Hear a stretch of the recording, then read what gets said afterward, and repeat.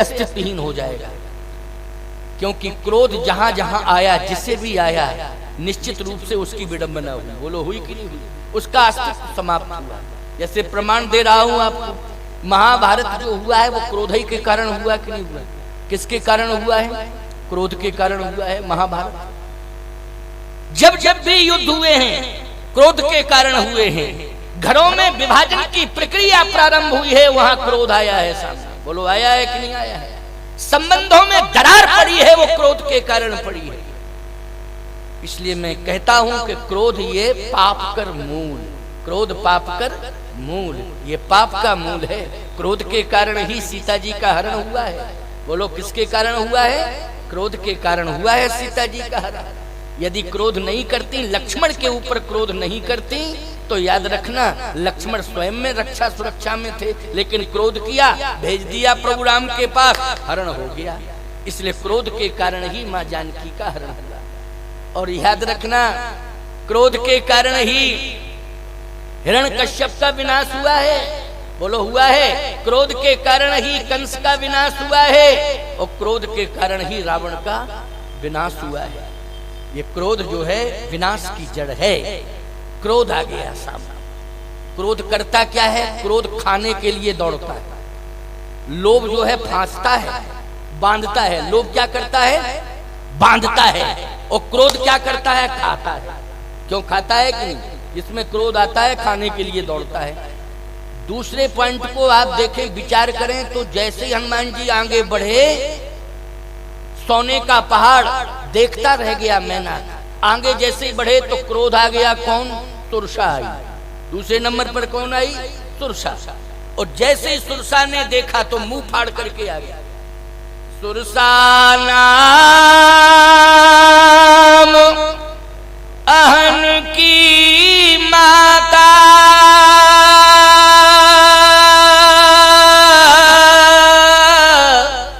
ओ पठवन आए कही तही बाता। सुरसा कहती है रुक, मैं भूखी हूं, आज तुझे खाऊंगी। कहां जा रहा है बंदर? रुक। हनुमान जी ने कहा अरे ये खाने की बात कर रही है।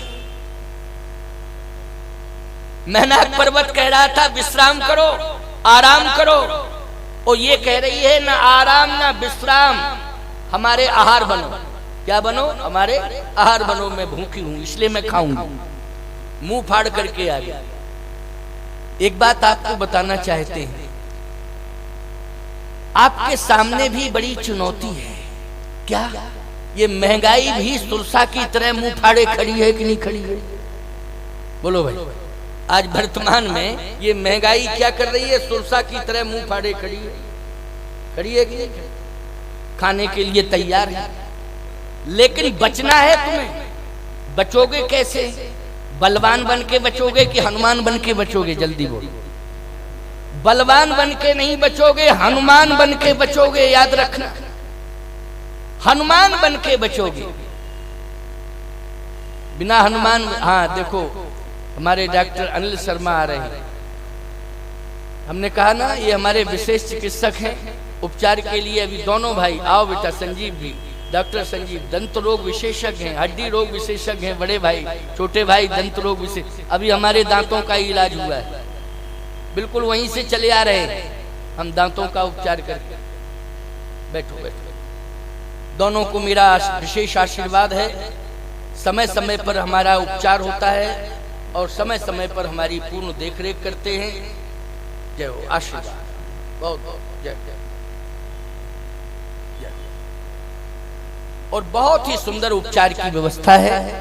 मैं बहुत प्रभावित रहता हूं। मैंने बताया नहीं, हिंदुस्तान में घूमता हूं, लेकिन उपचार आगरा में होता है मेरा। समझ रहे हो कि नहीं? उपचार हमारा आगरा में होता है, विश्वास हमें पूरा है।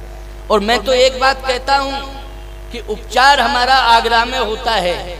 और सही बात तो ये कहना चाहता हूं, सत्य बोल रहा हूं आपसे, बिल्कुल कहीं कोई बात छिपी नहीं है। आगरा को तो मैंने हृदय में बसा लिया है प्यारे। तुम जैसे भक्तों को मैंने हृदय में बसाया है। अरे नेत्रों से तो मैं सबको देखता हूं, लेकिन हृदय में आप लोगों को स्थान दिया है। हृदय जीत लिया आप लोगों ने। ना जाने कितना प्रयास करते रहते हो, महाराज जी आइए आगरा, महाराज जी आइए आगरा। निरंतर आपका प्रयास जारी रहता है। आगरा वासियों को विशेष आशीर्वाद है और श्री कामदनाथ भगवान से नित्य प्रार्थना करता हूँ कि हे प्रभु पूरे विश्व का कल्याण रखना, लेकिन विशेष ध्यान आगरा का रखना। पूरे विश्व का ध्यान रखना, लेकिन विशेष ध्यान आगरा का रखना। ये भगवान से प्रार्थना करता हूँ। इसलिए आप सब कामतानाथ जी के कृपा पात्र हैं। विशेष कृपा है कामतानाथ भगवान की आप सबके ऊपर, क्योंकि मैं कामतानाथ का प्रतिनिधि हूँ, उनका प्रतिनिधित्व कर रहा हूँ। आखिर भेजते तो वही हैं, आपके पास भेजते वही हैं। आओ सावधानी से सुनो। क्रोध आया, क्रोध को कैसे नियंत्रण किया जा सकता है? यदि क्रोध के सामने आप क्रोध करने लगे तो क्रोध बढ़ेगा। बोलो बढ़ेगा कि नहीं बढ़ेगा? क्योंकि क्रोध करने वाला व्यक्ति अपने को बड़ा मानता है कि मैं बड़ा हूं। अच्छा, क्रोध को जो सहता है, मैं कहता हूं वो बड़ा है। क्यों भाई? क्रोध करने वाला तो ये कहता है कि मैं बड़ा हूं, लेकिन मैं ये मानता हूं कि क्रोध को जो सहता है वो बड़ा है। बोलो है बड़ा कि नहीं? क्रोध को जो सहता है वो बड़ा है। लेकिन आज क्रोध आता है किसी को तो सामने वाले को भी क्रोध आ जाता है, और इतना क्रोध आता है कि क्रोध फिर पराकाष्ठा पर पहुंच जाता है तो विनाश का स्वरूप धारण कर लेता है। हनुमान जी के सामने मुंह फाड़ के जैसे सुरसा आई, वो कहती है मैं खाऊंगी। हनुमान जी ने कहा तुम में ताकत हो तो खाओ, तुम्हारे अंदर अगर ताकत है तो खाओ। जैसे क्रोध वाला व्यक्ति आए कि मैं तुम्हें खा जाऊंगा, तो सामने वाला कहे तुम्हारी औकात हो तो खा के बताओ। तो क्यों भाई? तो ईमानदारी से बताओ, विस्तार हो जाएगा संघर्ष का कि नहीं हो जाएगा? हाल यही हुआ। हनुमान जी ने कहा अगर तुझमें ताकत है तो खा के बता, अगर ताकत है तो खा। सुरसा ने कहा देखो मैं खा रही हूं। हनुमान जी ने कहा हाँ खा के बता पहले। अब भगवान अंदर बैठे हैं, कहां बैठे हैं? हृदय में बैठे। भगवान मुस्कुरा रहे हैं कि देखो अब ये हमारा हनुमान जो है भ्रमित हो रहा है। ये हनुमान हमारा क्या कर रहा है? भ्रमित हो रहा है, क्योंकि इसने चैलेंज कर दिया। चैलेंज नहीं करना चाहिए था। यदि आप प्रगति के मार्ग पर चल रहे हैं तो जो रोकने वाली बाधाएं हैं उनको चैलेंज मत करो, थोड़ा किनारे कर दो, आगे बढ़ जाओ। चैलेंज नहीं करना है, किनारे करना है। चैलेंज में और किनारे करने में अंतर है कि नहीं? बोलो। यदि आपने चैलेंज कर दिया तो मार्ग अवरोधन हो जाएगा कि नहीं हो जाएगा? वहीं पर विकास रुक जाएगा आपका, वो आप फंस जाओगे। आप थोड़ा किनारा करिए। क्या करिए? किनारा, और आगे बढ़ जाइए। लेकिन हनुमान भगवान राम ने सोचा कि लोभ से तो किनारा कर गया, लेकिन क्रोध को चैलेंज दे रहा है। भाई लोभ आया था तो लोभ से तो किनारा कर गया, लेकिन क्रोध को चैलेंज दे दिया है। भगवान राम मुस्कुराने लगे, अब हनुमान तेरे मार्ग में बाधा आ गई है और तू बढ़ेगा कैसे आगे? अब अंदर बैठे थे चूंकि राम जी, इसलिए तो मैं कहता हूं कि जहां व्यक्ति की बुद्धि काम न करे, विवेक काम न करे, बल काम न करे, वहां परमात्मा की कृपा काम करती है प्यारे। बस परमात्मा को हमेशा स्वीकार करना, इस बात का ध्यान रखना, उसको भूलना नहीं। उसको बस थोड़ा सा स्मरण। मैंने क्या बताया था कल? जो कल श्रोता आए थे, आज ज्यादा श्रोता आ गए कल से, क्योंकि बाहर भी लोग बैठे हुए हैं। कल भी लोग काफी बाहर भी खड़े थे, लेकिन व्यवस्था बैठने की नहीं थी। आज बहुत अच्छी व्यवस्था की है। मैं दुर्गा मंदिर प्रबंध समिति को बहुत बहुत साधुवाद दे रहा हूँ। भाई भगवान दास जी बंसल और उनके जितने साथी हैं इस संस्थान से जो जुड़े हैं, वो सारा का सारा संस्थान का जो मैनेजमेंट था वो पूरा हमसे मिलने के लिए गया। पूरे संस्थान के सदस्य आज मिलने के लिए गए। हम मित्तल जी के यहाँ ठहरे हुए हैं, दीनदयाल मित्तल जी। बड़ी सेवा हो रही है मेरी, मित्तल साहब के यहाँ खूब सेवा हो रही है। तो आज लगभग 1 घंटे तक बैठे रहे आप और बड़ी सुंदर चर्चा की, और मैं भी प्रभावित हुआ निश्चित रूप से। और आपके हृदय में भी कथा के प्रति इतना प्रेम है, इतना अनुराग है, इतना अनुराग है कि निरंतर कथा होती रहे, इसके बारे में आपका चिंतन चलता रहता है, इसके लिए आप निश्चित साधुवाद के पात्र हैं। पूरे आपके जितने सहयोगी सदस्य हैं, मैं सभी के नाम नहीं जानता हूं, लेकिन भगवान दास जी आपके जितने भी सहयोगी सदस्य हैं, वो सभी सहयोगी सदस्य निरंतर सत्संग के प्रति समर्पित हैं, इसलिए बहुत बहुत साधुवाद है आपको, बहुत बहुत साधुवाद है। डॉक्टर धर्मेंद्र त्यागी ने अपने विचार प्रकट किए कि नहीं, कि हम सभी चाह रहे हैं, केवल धर्मेंद्र जी नहीं, सभी आप जितने भी श्रोता हैं और ग्रामों के श्रोता हैं जो हजारों की संख्या में आते हैं कथा सुनने के लिए, चाहे रहलई में कथा हुई हो, चाहे मिहाबा में कथा हुई हो, हजारों की संख्या में लोगों की उपस्थिति हुई, वहां सभी के मन में ये भावना है कि हमारे गृह जनपद में कथा होनी चाहिए महाराज जी। सभी ने अपने अंतर मन की इच्छा व्यक्त की है। जब आप लोग चाह लेंगे तो क्यों नहीं, निश्चित रूप से संभव होगा और होगा ही, होगी ही कथा, इसमें कहीं कोई शक नहीं है। बस थोड़ा इंतजार करना है, बस समय आ गया है। क्रोध ने रोका, हनुमान जी ने कहा अच्छा खाओ, तुम्हारे अंदर ताकत है, खा के बताओ। तुरसा ने 1 योजन का मुंह फाड़ा, 1 योजन का, बहुत बड़ा होता है 1 योजन का, जैसे ही फाड़ा हनुमान जी हंसने लगे। अब तुरसा को और क्रोध आया, किसी को क्रोध आ रहा और कोई हंसे तो ज्यादा क्रोध आएगा कि नहीं आएगा? क्यों भाई? भाई क्रोध हंसे। एक बार क्या हुआ, 2 व्यक्ति आपस में लड़ रहे थे, एक व्यक्ति ने कहा कि ए सुन, ज्यादा मत बोला कर, ऐसा मुक्का मारूंगा तेरे 3200 दांत झड़ जाएंगे। दूसरा वाला बोला मैं तेरे ऐसा मुक्का मारूंगा कि तेरे 64 झड़ जाएंगे। तो तीसरा व्यक्ति हंसने लगा, तो जब हंसने लगा तो दोनों को क्रोध आया, अच्छा हम दोनों का विवाद है, तुम बीच में मजा ले रहे हो, हंस रहे हो। तो दोनों टूट पड़े उसके ऊपर जो तीसरा हंस रहा था। उसने कहा मैं इसलिए हंस रहा हूं कि क्रोध में बोध नहीं है। अरे दांत 64, दांत तो 32 ही होते हैं, 64 होते ही नहीं है, तो तू कह रहा 64 तोड़ दूंगा। उसने कहा हम जानते थे कि तीसरा बीच में जरूर बोलेगा, तो 32 इसके और 32 तेरे, 32 दूनी 64, हम दोनों के तोड़ डालेंगे, दोनों के मिला के 64 है। समझ में बात आई कि नहीं आई? तो कहने का तात्पर्य मेरा यह है, क्रोध में बोध नहीं होता है, क्रोध में बोध नहीं होता। जैसे ही 1 योजन का मुंह उसने फाड़ा, हनुमान जी हंसने लगे। जैसे हंसे तो तुरसा को क्रोध आ गया, क्योंकि जो जन भर तहीं बदन पसारा, ओ कपितन कीन दुगुन विस्तारा। हनुमान जी दुगने हो गए, वो 1 योजन की, हनुमान जी 2 योजन के। अब हनुमान जी कहते खा खा खा। सुरसाने का गजब की बात है, तुरंत बन गया ये 2 योजन का। इसके बाद 16, सीधे योजन के बाद 16। अब आप देखो भाई, हनुमान जी 2 योजन के हुए थे, उससे 4 का होना चाहिए था। हनुमान जी 8 के हो जाते तो तब उससे 16 का होना चाहिए था। क्यों भाई, यही क्रम था कि नहीं कर? लेकिन 1 योजन के बाद सीधा 16, सीधा 16। आप खूब पढ़ते हो रामायण, पढ़ते हो कि नहीं? लेकिन अर्थ बताओ।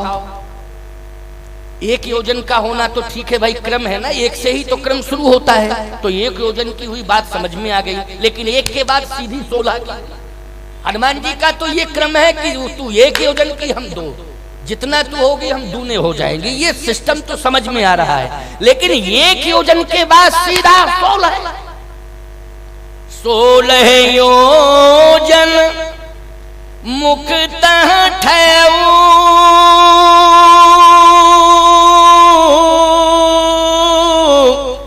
ओ तुरत पवन सुत बत्स भय। 16 योजन की हुई सुरसा, हनुमान जी 32 के हो गए। जस जस सुरसा बदन बढ़ावा, तास दून कपि रूप दिखावा। तुलसीदास जी बोले अब क्या लिखें प्रभु, अब क्या लिखें, अब मेरी बुद्धि काम नहीं कर रही है। भगवान बोले लिख क्या रहे थे? तुलसीदास जी बोले रामायण लिख रहा था। भगवान बोले अब लिखो सुरसायन। भाई सुरसायन लिखो भाई। अब ये हनुमान जी बढ़ेंगे, ये बढ़ेगी, ये बढ़ेगी, हनुमान जी दूने बढ़ेंगे, बस यही क्रम चलता रहेगा, आगे तो कथा बढ़ नहीं पाएगी। तुलसीदास जी ने प्रार्थना की कि प्रभु क्या इसका अंत है कि इसी तरह बढ़ते रहेंगे दोनों, इसका कोई अंत है? भगवंत ने कहा कि अभी थोड़ा सा धैर्य धारण करो, धैर्य धारण करो। देखो एक बात आपको बताएं, भक्त यदि कभी समस्याओं में फंसता है तो फिर समाधान के लिए भगवान को प्रयास करना पड़ता है। किसको करना पड़ता है? भगवान को प्रयास करना पड़ता है समाधान के लिए। और भगवान जब प्रयास करे समाधान का, ईमानदारी से बताओ विश्व की कोई समस्या रह सकती है? कोई समस्या नहीं रह सकती। आप सब भक्त कई सौ वर्षों से परेशान थे, बोलो थे कि नहीं थे?